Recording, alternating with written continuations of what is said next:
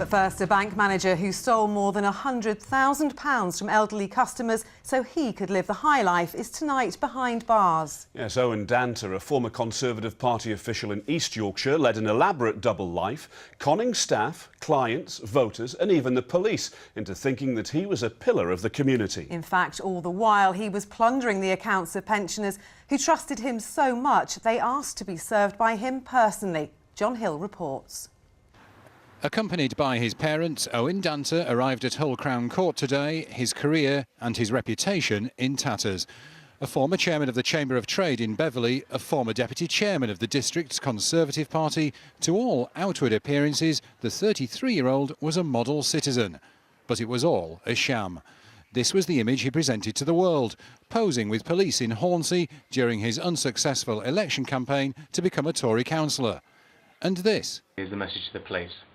If I'm elected on May the 3rd, I will back you 100%. A crime-fighting video he posted on the internet.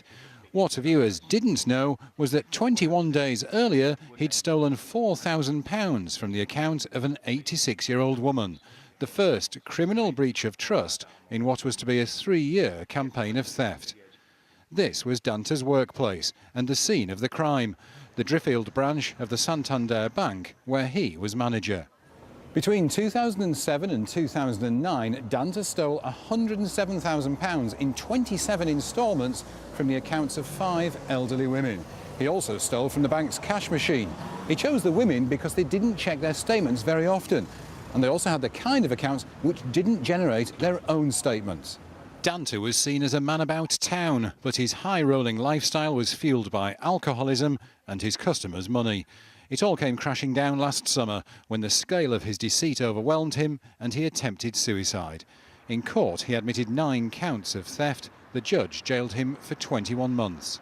Banking experts say the thefts, undetected for so long, should prompt a change in procedures. It's distressing in this case that it seemed to have gone on for such a long length of time before anybody discovered it. And hopefully, because of this, the banks will change the systems that they have in the branches. Santander refused to comment on the case today, but it has reimbursed customers. However, the judge said all the victims would have been left upset by Owen Danter's breach of trust.